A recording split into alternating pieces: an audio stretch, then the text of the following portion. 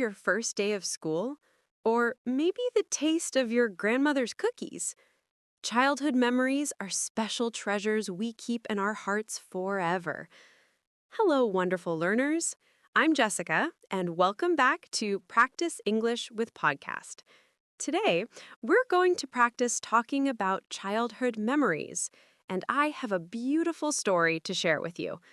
But first, let me explain what we're doing today. This is a shadowing practice episode. What is shadowing? Shadowing is a powerful technique for learning English. It's simple. You listen to me speak, and you repeat what I say immediately after me, like a shadow. You copy my pronunciation, my rhythm, and my intonation. Don't worry about understanding every single word at first. Just listen and repeat. Your brain is amazing. It will learn naturally through this practice. Here's how to do it. Play this episode and speak along with me. Try to match my speed and tone. It's okay if you're a little bit behind. That's normal. The goal is to practice speaking English naturally. You can listen to this episode many times. Each time, you'll get better and better.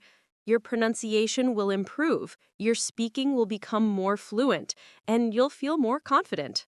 Ready? Let's start with today's topic, describing a childhood memory. Before we begin, let's learn some useful words and phrases. Listen carefully and repeat after me in your mind or out loud if you can. First, the word memory. A memory is something you remember from the past. I have a happy memory of my childhood. Next, remember. This means to bring something back to your mind. I remember my first bicycle. Childhood. This is the time when you are a child. My childhood was full of adventures. Used to. We use this phrase to talk about past habits. I used to play in the park every day. Miss. This means you feel sad because something is not here anymore. I miss those simple days. Great. Now you know these important words. Let's use them in a real story. I want to tell you about one of my favorite childhood memories. Close your eyes for a moment and imagine this scene with me.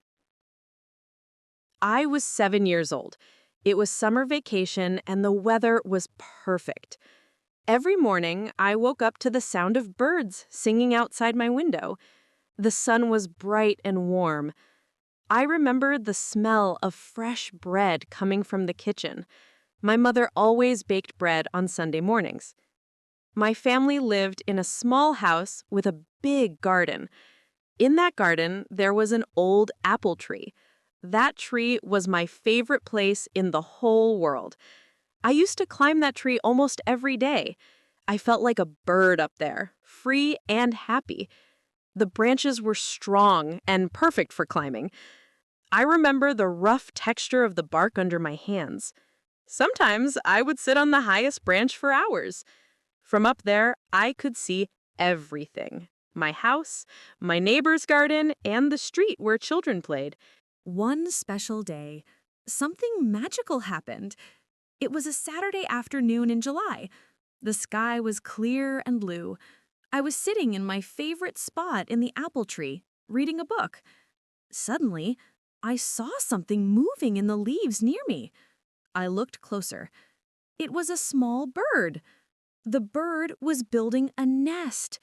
I stayed very still. I didn't want to scare it away. I watched quietly as the bird brought small sticks and leaves. It worked hard, flying back and forth, back and forth. I visited that tree every day after that. I watched the bird make its home. Then one day, I saw something amazing. There were 3 tiny blue eggs in the nest. My heart was so full of joy.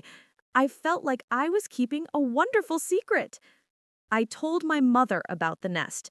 She said, "Jessica, you must be very careful. Don't touch the eggs. Just watch and learn." So that's what I did. Every day after breakfast, I climbed my tree and checked on the nest. A few weeks later, the eggs hatched. 3 baby birds appeared. They were so small and pink. They didn't have feathers yet. They opened their tiny mouths, waiting for food. The mother bird was always busy, bringing worms and insects to feed them. I watched those baby birds grow every single day. First, they grew soft feathers. Then they got bigger and stronger. After some time, they started moving around in the nest. They were preparing to fly. One morning, something special happened. I climbed my tree as usual, but this time I saw one baby bird standing on the edge of the nest. It looked scared, but brave. It spread its small wings. Then, whoosh! It jumped and started to fly. It wasn't perfect. The bird went up and down, left and right, but it was flying. Soon, the other birds did the same thing. I was so excited. I clapped my hands and laughed. I felt proud, like they were my own baby birds. Why is this memory so special to me? There are many reasons. First, it taught me about patience. I learned to wait and watch quietly. Good things take time. The eggs didn't hatch immediately. The birds didn't fly on the first day. Everything happened slowly, naturally. Second, it taught me about nature. I learned that all living things need care and protection. The mother bird worked so hard to protect her babies. She never gave up.